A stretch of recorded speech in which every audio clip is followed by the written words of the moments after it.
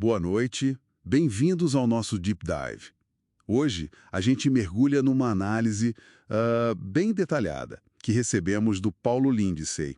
A ideia dele é que existe um projeto financeiro, sabe, rentista, que meio que captura o Estado social brasileiro. E a ferramenta principal seria a dívida pública. Isso. O ponto de partida que ele traça é lá no pós-Segunda Guerra.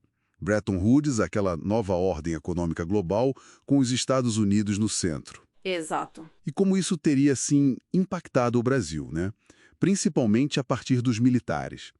A nossa missão aqui é tentar desatar esses nós, seguir essa linha de raciocínio apresentada no material. Perfeito, é uma linha do tempo mesmo.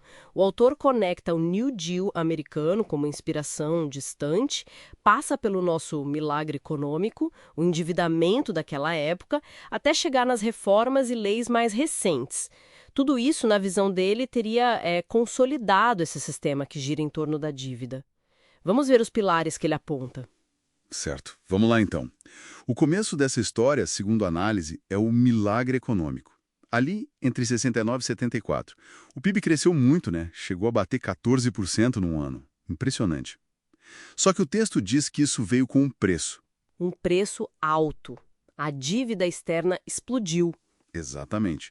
Pulou de tipo 3 bilhões de dólares em 64 para mais de 100 bilhões em 85. Uma loucura. E esse dinheiro financiou obras gigantescas, né? Itaipu, Transamazônica. Sim, mas ficou aquela sensação do bolo, crescer primeiro para dividir depois. E segundo o texto, essa divisão para a maioria, bem, não chegou. E nesse período e nas décadas seguintes, a análise aponta que várias ferramentas, digamos, legais e administrativas foram sendo criadas ou ajustadas. Cito o Decreto-Lei 200, lá de 67. A ideia seria uma administração mais gerencial, talvez, enfraquecendo um pouco a estrutura do funcionalismo mais tradicional. E depois? Depois vem a Lei 6.185, de 74. Essa teria flexibilizado mais as contratações no setor público. Separa o regime estatutário do seletista e introduz aquela ideia de atividades exclusivas de Estado. Embora é bom notar, o texto ressalva que a lei fala em atividades, não criou carreiras exclusivas. Entendi. Aí a análise entra nos anos 80, né? A famosa década perdida. O material dá um peso grande para esse período. Sim, porque é aí que entram em cena, com força, as diretrizes neoliberais. A fonte destaca a Rodada Uruguai do GATT, que começou em 86. E o tal do Consenso de Washington, de 89, que basicamente era a receita: desregular, privatizar, abrir a economia.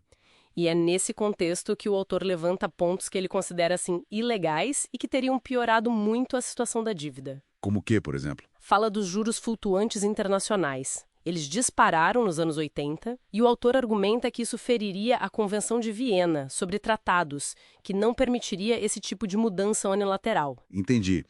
Juros que não estavam no contrato original, basicamente. Exato.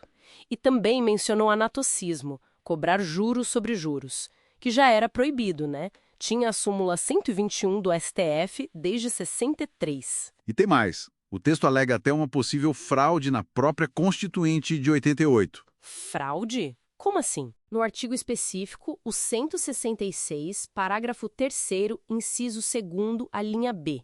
A alegação é que teriam alterado a redação para garantir o pagamento da dívida pública acima de tudo. Sabe, sem limites claros, passando por cima de outras despesas importantes. É uma acusação séria que o material levanta. Pesado. E aí chegamos nos anos 90. A era das privatizações, como descreve a fonte. Vale, Telebrás, nomes gigantes. E o discurso oficial, segundo o texto, era sempre o mesmo: vender para arrecadar e pagar a dívida. Só que a análise contesta isso. Diz que, apesar das vendas bilionárias, o estoque da dívida, na verdade, continuou crescendo. O material também cita o Plano Brady, de renegociação da dívida externa, e o PROER, né? Aquele programa que usou recursos públicos para ajudar bancos em dificuldade. Tudo nesse mesmo contexto dos anos 90. E tem um ponto que a análise bate bastante na tecla. A Lei Candir, de 96. Assim, a Lei Complementar 87. Essa lei isentou as exportações de produtos primários e semi-elaborados do ICMS. Que é o principal imposto dos estados, né? Exatamente. O texto faz uma conta lá diz que o prejuízo acumulado para os estados por causa disso já passaria de R$ 1 trilhão até meados de 2024, 2025. E a compensação que a União deu, Ínfima, segundo o texto. bem, pequena, sim. E, para piorar, na visão do autor, veio a permissão, a partir de 2008, para os exportadores manterem 100% do dinheiro lá fora. Não precisava mais trazer os dólares para o Brasil. Entendi. E essa esteira de reformas que a fonte vê como peças dessa engrenagem da dívida continuou nos anos 2000, né? Continuou. O material lista várias. A emenda 19, de 98, que flexibilizou estabilidade e contratação no serviço público, e que só foi validada mesmo pelo STF agora em 2024, na AD 2135. Demorou. Demorou. Aí tem a emenda 40, de 2003, que revogou aquele limite de juros reais de 12% ao ano, que tinha na Constituição original. Ah, lembro disso. A emenda 41, também de 2003, que foi a primeira grande reforma da Previdência. Depois a criação da FUNPRESP, o Fundo de Previdência Complementar dos Servidores, em 2012. E mais recente? A emenda 95, de 2016, o teto de gastos, famosíssimo.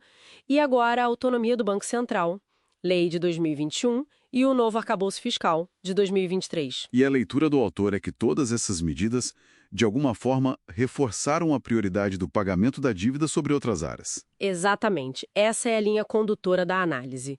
Que tudo isso serviu para blindar ainda mais os gastos com a dívida. E os números que o texto traz para ilustrar isso são bem expressivos.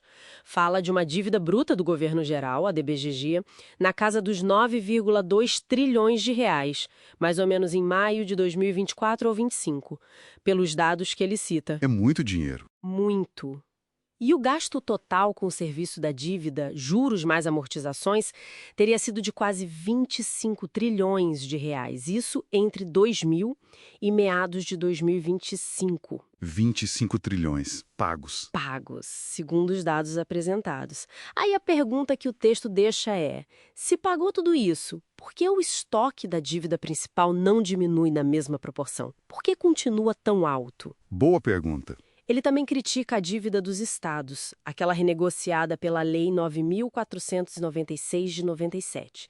Chama de saco sem fundo, que os estados pagam, mas a dívida parece só crescer por causa dos indexadores. Então, para a gente amarrar isso tudo, a tese central do material do Lindsay é que essa sequência de leis, reformas, eventos históricos, mecanismos econômicos, tudo isso criou um sistema... Um sistema que, na visão dele, funciona para drenar recursos públicos para o setor financeiro, através do serviço da dívida, recursos que poderiam ir para saúde, educação, investimento. E qual seria a saída segundo essa análise? A saída proposta no material é bem específica. Cumprir o que está no artigo 26 do ADCT da Constituição de 88. ADCT, as disposições transitórias, né?